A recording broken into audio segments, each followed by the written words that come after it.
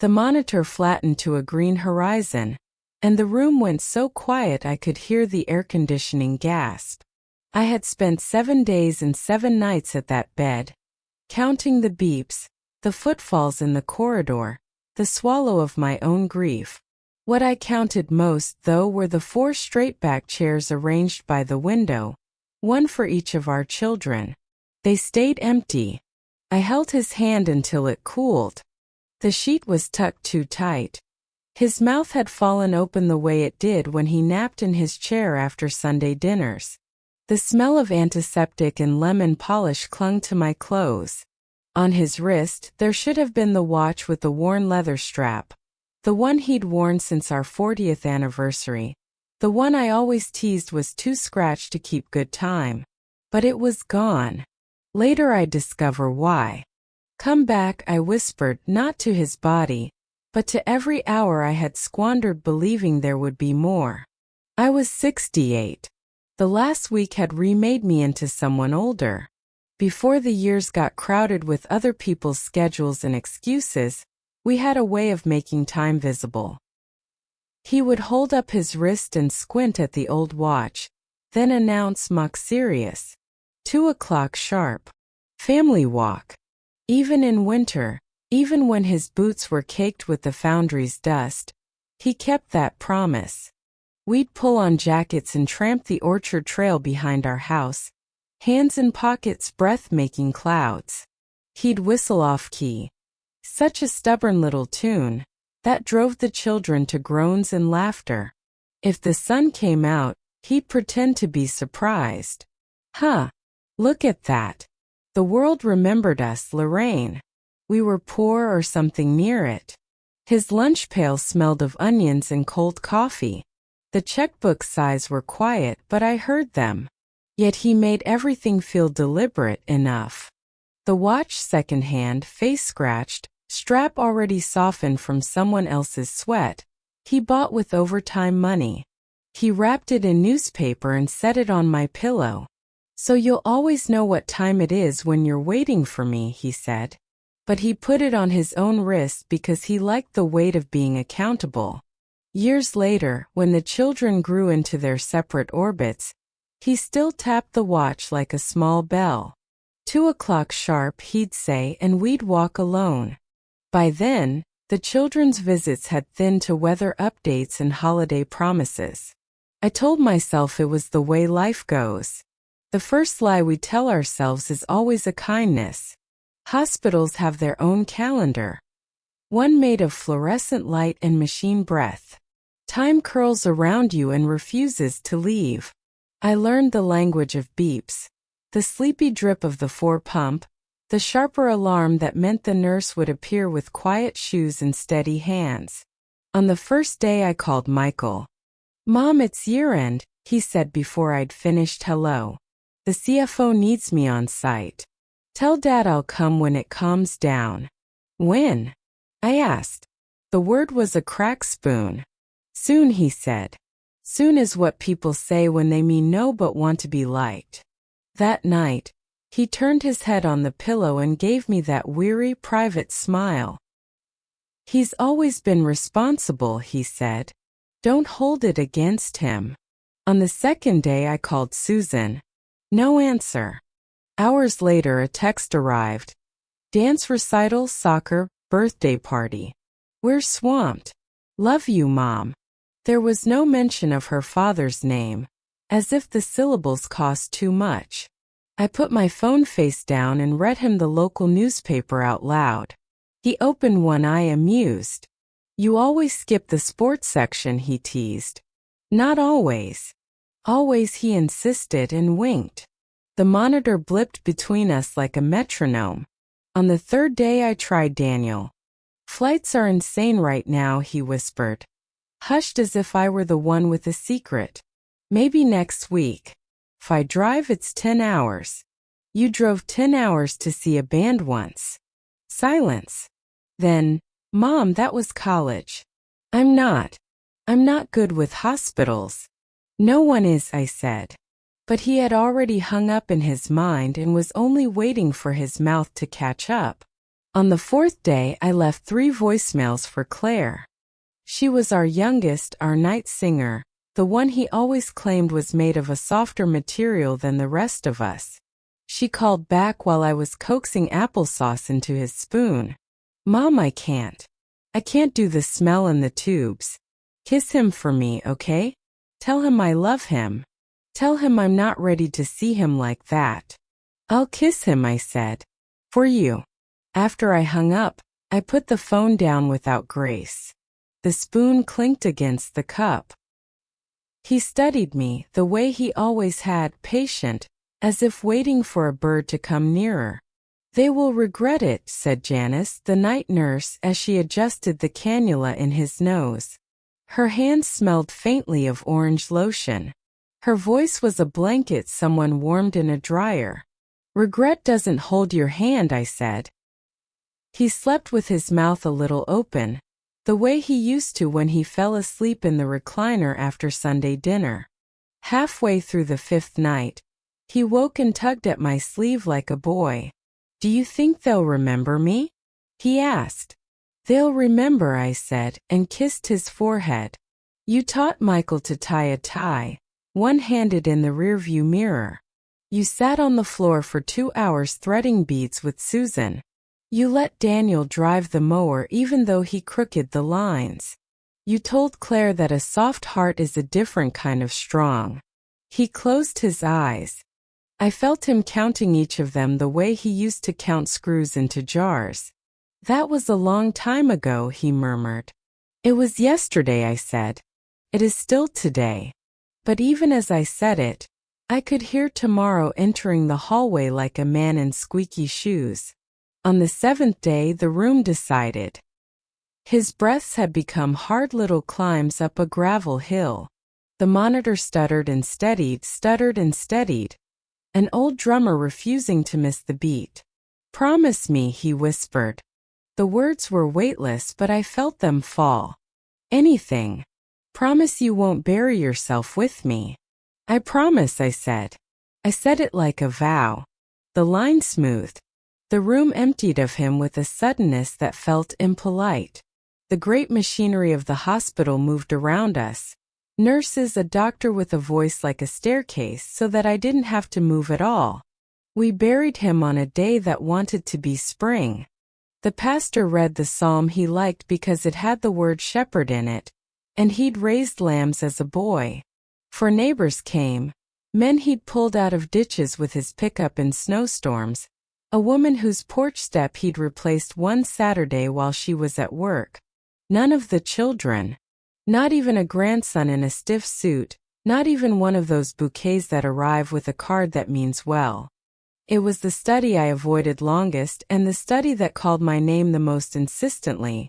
The smell of pipe tobacco, the shoulder slope dent in the cushion, the sense of a man having just stepped out of the room. On the 3rd evening, after eating a dinner I couldn't taste, I went in. I opened the safe. It wasn't difficult. It contained our wedding date and lots of notebooks with notes that were signed. November 3rd, 1995. Michael wants cleats that cost more than my boots. I told him we'll see. After he went to bed, I rode the bike to Benny's and traded the drill for cash. Lorraine will be mad.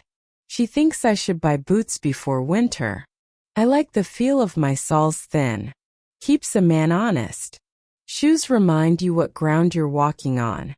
August 9, 2005. Daniel's car needs a transmission.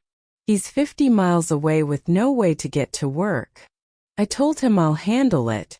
Pawned the watch for the week. Lorraine noticed my wrist looked naked. I told her I forgot it. She kissed the place it should have been. Never knew a man could feel both proud and ashamed at the same time.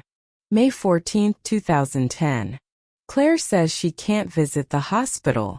Says she wants to remember me well if it comes to that one day. Told her I understand. I do partly. She has the kind of heart that bruises like a peach. Lorraine kissed me twice tonight. Once for Claire, once for herself. If a man could live on a kiss, he would. September 30, 2018. Doctor says heart is stubborn but tired. Told me to slow down. I nodded like a schoolboy and went back to work. Told Lorraine it's just indigestion. She's carried enough. I'll carry this for now. If I can't later, I'll make sure she has something to hold besides grief. March 2nd, 2022. Time is running odd. Mornings come earlier, evenings later. I left envelopes in the safe. Train tickets I never found the courage to hand her. Italy, Florence especially, because she once pointed at a painting of a bridge and cried. I can't bear the thought of handing her a calendar as a goodbye. Maybe this way time will arrive like a gift instead of a theft. I put the diary down and pressed my fingers to my eyes until the kitchen became a red darkness. When I lifted my hand, my palm smelled faintly of old paper and my own skin. On the 8th day, the first without his body in it, I sent a message to all four. Your father is gone. Funerals are for the living. If you want to say goodbye, come to the house this weekend. If not, I will understand, but I will not explain you to him anymore. Michael called within minutes, breathless like a man late to a train. Mom, there was a client dinner in the plane and... You're calling now, I said. That matters. Are you angry? Yes, I said. And I'm also boiling potatoes for salad. Those two things can be true at once. Will you come? Yes, he said. And then softer, do you want me to bring anything? Bring the cleats, I wanted to say. Bring your boyhood and your apology. Instead I said, bring celery. We always forget it. Susan texted a novel, childcare and carpool and a husband who had to be in Denver. And could I live stream something? I stared at her words until they looked like the hail we used to get in April, clean, cold, without malice and still murderous. I wrote back Sunday at 3. There will be sandwiches. Bring the kids if they want to know the man who made their mother. Daniel sent nothing and then at midnight I'm outside. I found him sitting on the bottom step of the porch, a grown man pretending to be a boy so gravity would pick him up. I didn't come, he said. I noticed. I don't know how to do this, he said. Me neither. We'll practice. Did he talk about me? He wrote about you. He wrote about all of you. I don't think I want to know. Then you will have to become a different man, I said. I surprised myself. Claire arrived last. She stood on the threshold as if we had been keeping score on the kitchen wall and she had lost. Her eyes were swollen in the way you get when you've cried alone, without a witness, until even your bones feel like they've been wrung. I can't do hospitals, she said. It was the old script offered like a truce. I know. And now there is only a house, I said. It's easier than a hospital. And harder. I poured her tea. She sat in his chair without realizing it, and then flinched like she'd sat on an altar. If you read his diary, you'll hate me, she said. I read his diary and I loved him more, I said. That's all that happened. Did he write angry things? He wrote true things. That's worse, she whispered. On Sunday, I set the diary in the center of the table and rested my fingers on the cover, the way you lay your palm on a sleeping dog to feel its breath. The children filtered in with their own weather. Michael with a gust of cologne, Susan with the humidity of apologies, Daniel with a dry wind of shame, Claire with rain behind her ears. I'm not reading this to punish you, I said. My voice had found a bone I didn't know it had. I'm reading this so you'll know your father for the first time as a man who was not merely your father. I opened to a page chosen by accident and miracle. July 7, 1993. Worked a double. Lorraine left me half a sandwich on the porch, bologna with mustard, cut on the diagonal because she thinks it tastes better. Michael asked me to braid Susan's hair because he said he can do anything I can. The braid was lumpy. We laughed. Daniel cried when the fireworks were too loud. held him in the truck with the windows up until he fell asleep.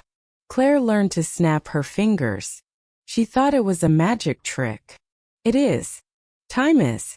It snaps and something is different and no one can make it before again. I read until my voice shook. They listen the way people listen to a train in the distance and try to count how many cars it has until it disappears. Michael cleared his throat.